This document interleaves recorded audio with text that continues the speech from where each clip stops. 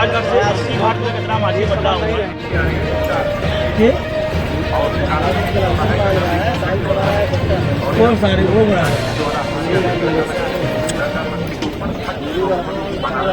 मैं प्रमोद माझी, सेवक माझी समाज। प्रमोद जी, आज जो मीटिंग है वो किस तरीके से संपन्न करी गई और क्या मीटिंग में बातचीत हुई? देखिए, मीटिंग का मूल उद्देश्य हम लोग का है आने वाले पुष्कर मेला और G20, क्योंकि देखा जा रहा है कि दिन प्रतिदिन यात्रियों की भीड़ बढ़ती जा रही है।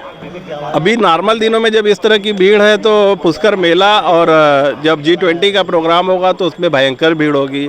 इन सारी विषयों को लेकर हम लोग आपस में गहन चिंतन करने के लिए और यात्रियों को कैसे हम लोग सुरक्षित नौकायन कराएं, इस चीज़ को समझने और लोगों को समझाने और दूर दूर तक इस चीज़ का विस्तार करने के लिए कि कैसे हम लोग सुरक्षित नौकायन कराएं। और कुछ इसमें हिदायत भी लोगों को दिया जा रहा है कि कोई भी नाव वाला ज़रूरत अर्थात क्षमता से ज़्यादा यात्री को नहीं नाव में बैठाएगा। जितने भी यात्री लोग को नाव में बैठाएगा उनके सुरक्षा का पूरा व्यवस्था वो रखेगा, जैसे लाइफ बॉय है, लाइफ जैकेट है, ट्यूब वगैरह कुछ भी ऐसा सामान लेके चलेगा। किसी भी दशा में ओवरलोड नहीं करेगा। और नाव पर अगर सवारी चढ़ती है, क्योंकि भाड़े का मामला है, लोग बदनाम करते हैं कि मनमाना पैसा लिया जाता है, तो पहले हम उनसे भाड़ा तय करेंगे कि हम आपसे 10 रुपया लेंगे, 100 रुपया लेंगे, 1000 रुपया लेंगे। पहले भाड़ा तय करेंगे, उसके बाद उनको नाव में बैठा के सुरक्षित और संतुष्ट दोनों तरह का उन लोग को हम लोग पूरी तरह से संतुष्ट करके नौकायन कराने का लोगों को हम लोग एक तरह से ट्रीटमेंट दे रहे हैं, शिक्षा दे रहे हैं कि किस तरह से सुरक्षित नौकायन हो। इस मीटिंग का मूल उद्देश्य यही है कि आने वाले किसी भी प्रोग्राम में हमारे समाज का, बनारस का, काशी की जो इतनी धार्मिक नगरी है उसका किसी तरह से बदनामी न हो जाए, इसलिए हम लोग ये मीटिंग करके लोगों को समझाने का कार्य कर रहे हैं। G20 को देखते हुए माझी समाज की प्रशासन और शासन से क्या मांग है और किस तरीके से आप उनसे चाहते हैं कि आपको उनकी मदद मिले? देखिए, G20 को लेके बड़े बड़े होटलों में भी हमारी मीटिंग हुई।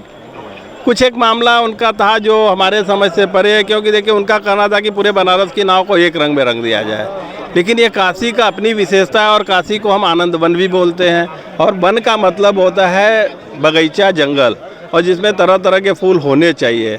तो उसमें हमारी उनकी सहमति हुई थी कि देखिए हम लोग नहीं चाहते कि तरह तरह की नावें हो, लेकिन अगर हमने उनसे ये भी कह दिया कि आप अगर चाहते हैं तो ठीक है, हम लोग आपकी इच्छा का भी पूरा अनुकरण करेंगे, जो आपकी इच्छा होगी उसके साथ हम चलेंगे, लेकिन हम गरीबों के बारे में भी सोचते हैं। अगर आप हमारे साथ कुछ करते हैं तो उसके बदले में आपको भी हमारे लिए कुछ करना पड़ेगा। इस तरह की बहुत सारी बातें हमारी हुई है G20 को लेके।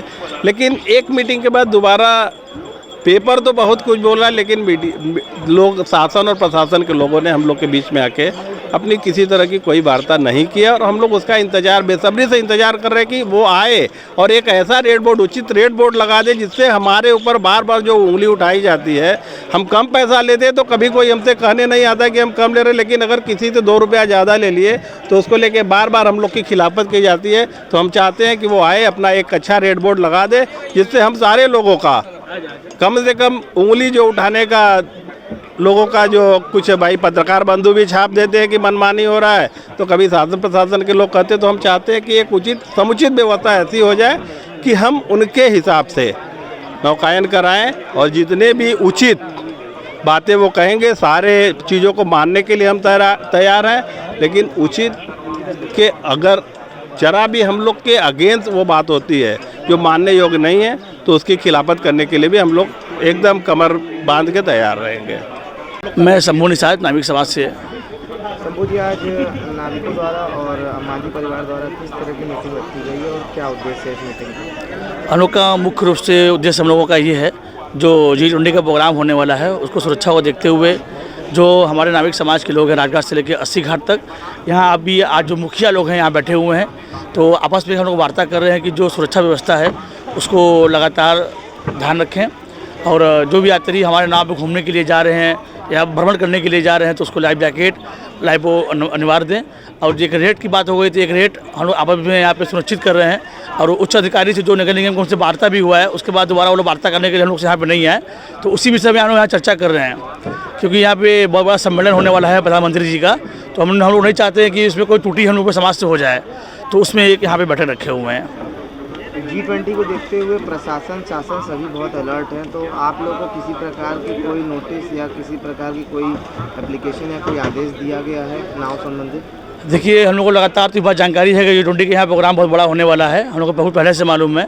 और सुरक्षा को देखते हुए क्योंकि घाट पे जो भी इतने भी यात्री यहाँ पे घूमने फिरने के लिए आते हैं, गंगा आरती और बोट राइड बहुत महत्वपूर्ण यहाँ पर रहता है।